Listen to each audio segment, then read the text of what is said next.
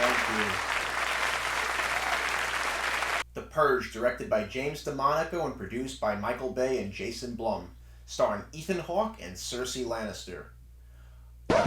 No, wait, I'm sorry. Lena Headey. No pun intended, but this Purge franchise has a cult-like following. And for those that say it don't, it must, because this series definitely made its mark in cinema history. With the upcoming 5th installment, The Forever Purge, which will be released July 2nd, 2021, it has produced 5 movies and 2 seasons of a TV show. You know, a movie or a series has significance in the culture of not just movies and film, but just in general, when people who aren't even all that aware of movie culture somewhat have an idea of what you're talking about when you say the title of said movie.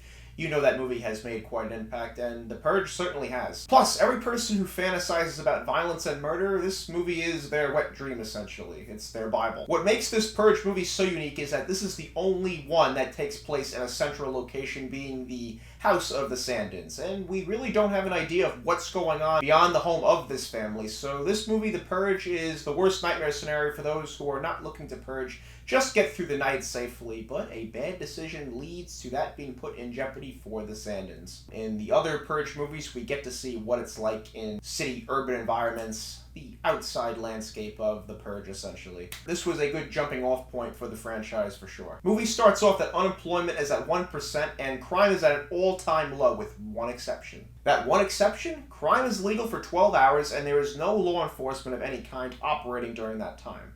So anything goes during the Purge. You can commit as much violence and murder as you want during the yearly annual Purge. This movie gives us the premise that the Purge provides this cleansing that releases people's demons and built-up anxiety and frustrations as the reason why the Purge is so successful. Now, time for spoilers. Here is your 5-second warning.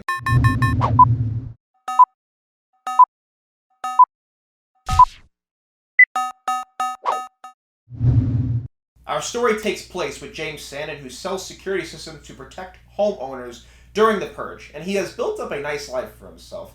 He has a nice-looking life with a great house in a beautiful-looking neighborhood, and has a family. Wife Mary, son Charlie, and daughter Zoe. The neighborhood is bracing for the Purge, which is about to take place.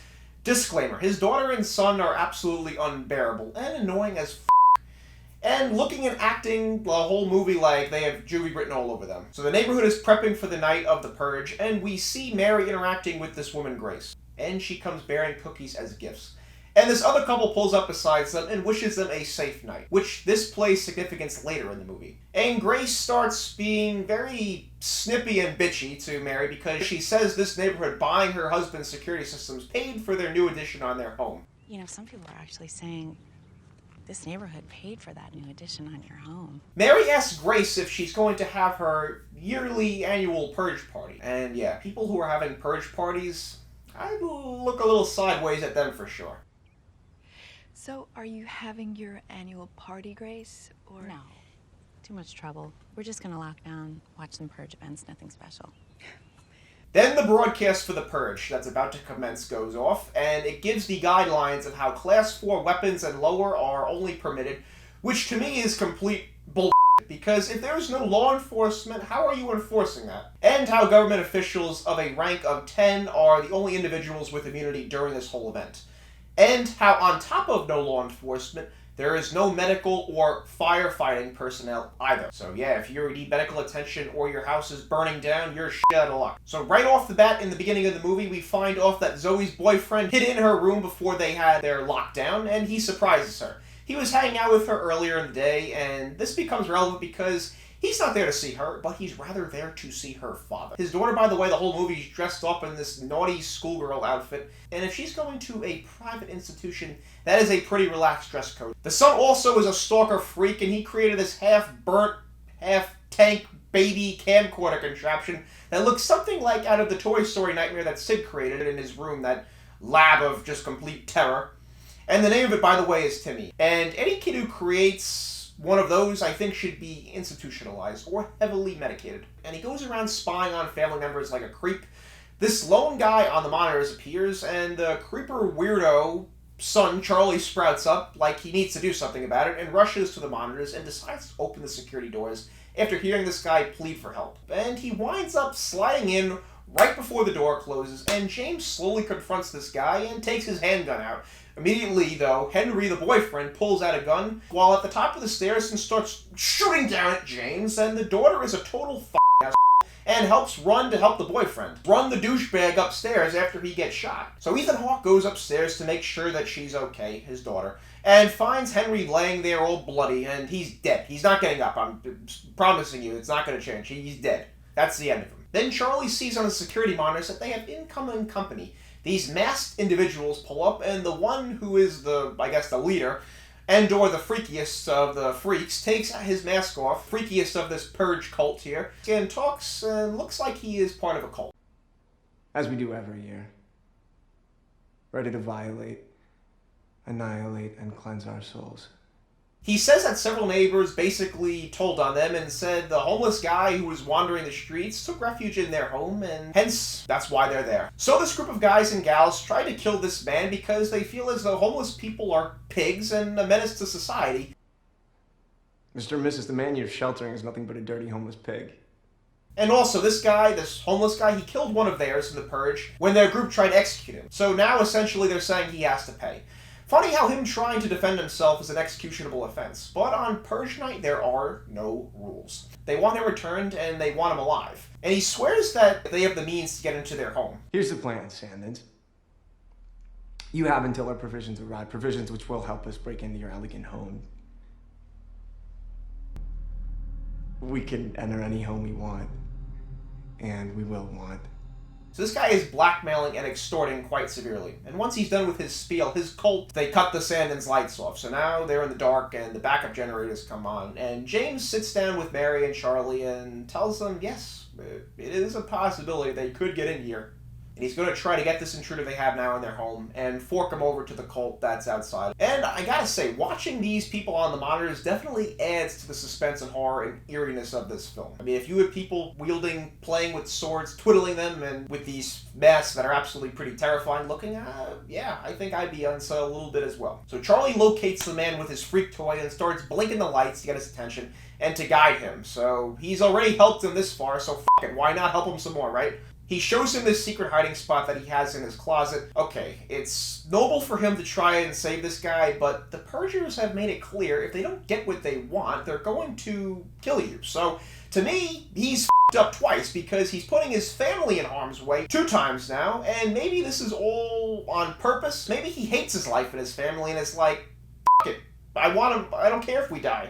Maybe he's got a wet dream about purging himself, and he's like, you know what, I want to learn from the best. These people are obviously into it. Maybe they can give me some pointers. I want all of us to perish. We hear a knock on the door, and the demented crackhead-looking frat boy wants a word with James as it pertains to the matter of getting this man. And one concern they have is that he's being protected by them. And James explains how this is all a misunderstanding, that his son let him in, and he supports him and his friends and what they are doing on this night that's their right to purge now. I just can't find him. You see, this is a misunderstanding. My son let him in. He's a young boy, he doesn't know better, you know, but I support what occurs here tonight, 100%, okay? I sell security equipment. Right as this is happening, one of the lunatics starts screaming, "Give us the pig!" And the cracked out frat boy just blasts him in the side of the head. I said I would never deny yours or anybody else's right to purge. We're very... Just give us the homeless pig, you fuck! And what's hilarious is, that guy that I just shot in the head and blew his brains out, yeah, that was my friend. He was my friend and you're not, so basically, what do you think I'll do to you, then, you know? So that right there shows you what you're dealing with. James says he's going to find him, and then we see the body of said friend being dragged out by the crazy cult purge here. Zoe, now out of the blue, makes an appearance and says to Charlie's freak toy that Henry is dead and that she is going to hide in his secret spot. Only one problem. The intruder is in there. So James is looking for the homeless guy in his house, and he finds his daughter being held at gunpoint by the man. So now it's the classic confrontation of, I'm not going out there, and leave my family out of this. We didn't ask for this. I didn't ask for this either. Type spiel. So you hear a click in the background, and it's Mary with a gun, and James yells out for her to shoot him, but The man throws Zoe against the wall and tries to make an escape, but James is able to wrestle him to the ground, and then the gun goes off and the man is wounded now. And Ethan Hawke hits him in the head with a vase, knocking him out. We need to get some rope and tie him up and just end this whole thing. As they try to secure him to the chair, he wakes up and starts thrashing around like all over the place, and tells Mary to stab him with a letter opener, and now things are up looking. They really are, because they're looking like the crazy killers themselves now, and they're trying to prevent the crazy killers outside. So now it's kind of one of these great moments of the movie where it's distorted. Who's the good and who's the bad now? All of a sudden, they're the antagonists because they're absolutely just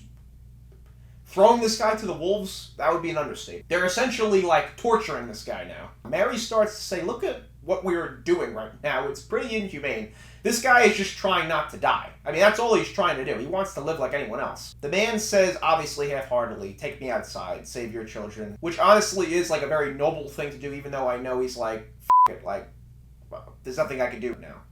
So I don't know if that was just a last-ditch effort or he honestly just gave up. Either way, it's a pretty depressing moment in the movie because you're looking right at another human across from you. Humanity has to kick in at some point, and it does for James. But now the problem is the Purgers have had enough, and they're ready to break in now. And they have chains attached to their vehicle. Barricades down!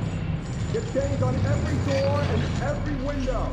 The leader gives one last rant of expression of disappointment of how they have not delivered the swine. And you failed!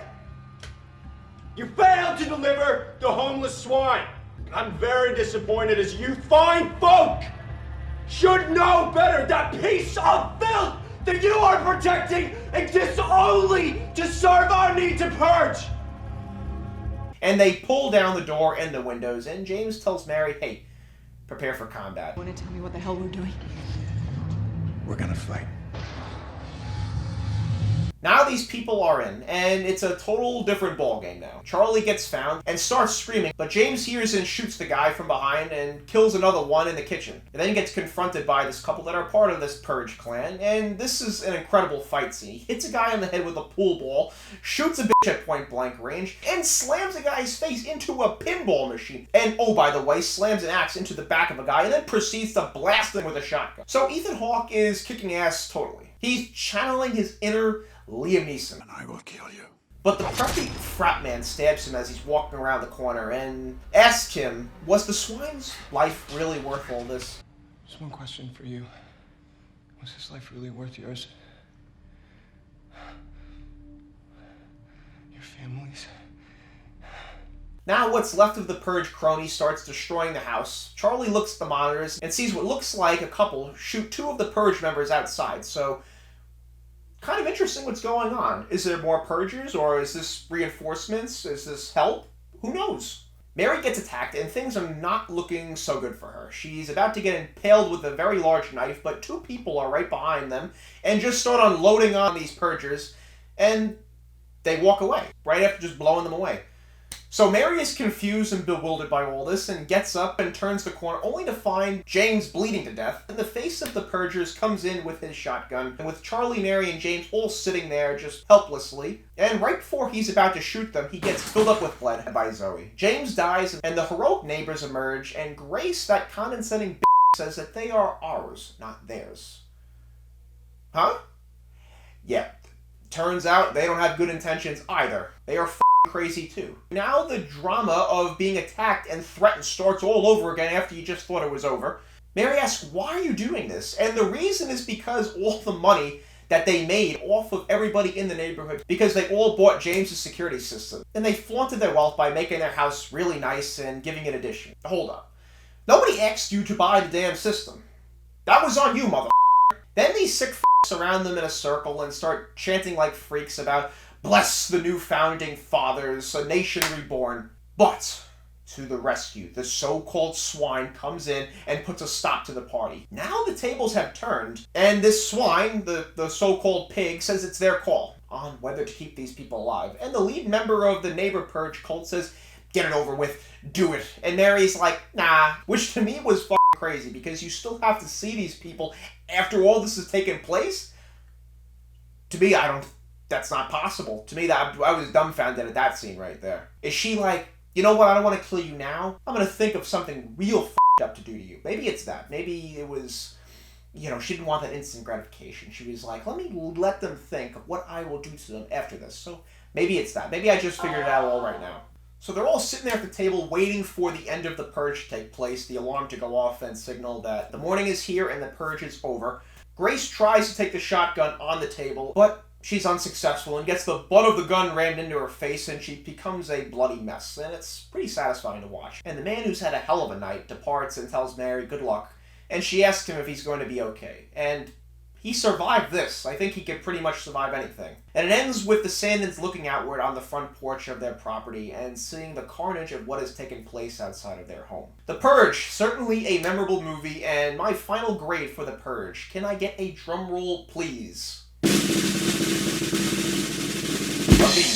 A very entertaining movie and has a good amount of suspense and depicts an idea and concept that is pretty wild, but in a realistic, believable way. We take a look at the Rotten Tomatoes score, and Tomato Meter gives it a 39, and the audience gives it a 36. Both the critics and the audience scores being that low, to me, I think is really being hard on the movie. What you expect is what you get. At least that's how I feel about it. I disagree completely with their scores. In this movie, I think you get solid suspense and violence, and we have a solid lead actor in Ethan Hawke, and with a B, a woolly seal of approval. That's all, folks. If you enjoyed this video, please hit that like and subscribe button down below, as well as the notification bell, so you are notified about the next Ryan Woolley movie review.